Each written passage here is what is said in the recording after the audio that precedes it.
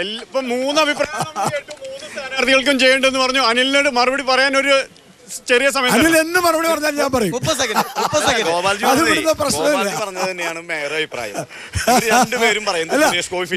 Mayor അഭിപ്രായം നേരത്തെ പറഞ്ഞു കഴിഞ്ഞു ഒരാഴ്ച മുമ്പ്. രണ്ടുപേരും ഞാനതാ പറഞ്ഞേ, അവര് രണ്ടുപേരും സംശയമാണ്. അപ്പുറത്ത് കെ മുരളീധരനാണ്. ഞാൻ പറയണേ, പിന്നെ ഗോപാൽജി ചർച്ച തുടങ്ങിയപ്പോ ശക്തൻ തമ്പുരാന്നൊക്കെ പറഞ്ഞിട്ടപ്പോ ഈ തൃശ്ശൂർ റൗണ്ടിന്റെ പേര് സ്വരാ റൗണ്ട് എന്നാണ്.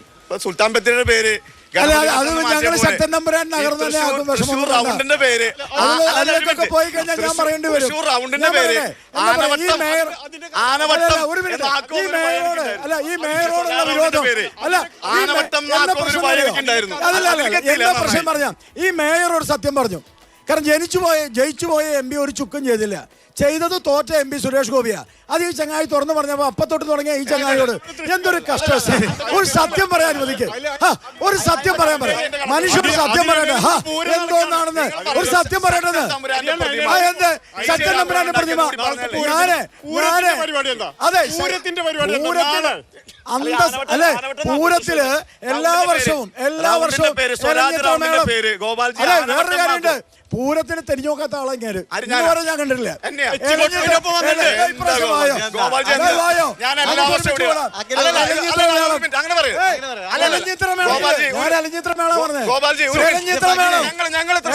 മേളത്തിൽ വരാറില്ല.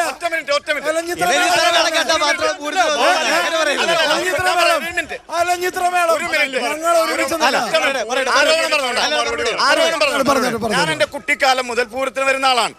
ഞാൻ അതിന് വന്നിരുന്നൊരു കാര്യമുണ്ട്. പൂരത്തിനേക്കാൾ എന്നെ ഈ തണ്ണിമത്തി ഉണ്ടല്ലോ. തൃശ്ശൂർക്കാർക്ക് പ്രത്യേകിച്ച് ഞങ്ങൾ കോൺഗ്രസ്സുകാർക്ക് വർഗീസേട്ടനൊക്കെ അറിയാം. CN ബാലകൃഷ്ണൻ ഞങ്ങൾക്ക് രാവിലെ മുതൽ വിഭവസമൃദ്ധമായ ബ്രേക്ക്ഫാസ്റ്റ്, ഉച്ചയ്ക്ക് ഭക്ഷണം, എല്ലാ സൗകര്യം ഞങ്ങൾക്ക് DC ശോരിക്കാറുണ്ട്. CN ബാലകൃഷ്ണൻ കാലം മുതൽ അത് പ്രതാപം തുടർന്നു. പിന്നെ ഇപ്പൊ ജോസ് വള്ളൂരും തുടരുകയാണ്. രാവിലെ ആർക്കെങ്കിലും ഭക്ഷണം ബ്രേക്ക്ഫാസ്റ്റ് കഴിക്കണം ആഗ്രഹം ഗോപാൽജി വരണ്ട, ഞങ്ങളെ സംഘികളെ കയറ്റാറില്ല. അവിടെ ബ്രേക്ക്ഫാസ്റ്റ് ഞങ്ങൾ അവിടെ കൊടുക്കും. രാവിലെ മുതൽ അവിടെ കൊടുക്കും.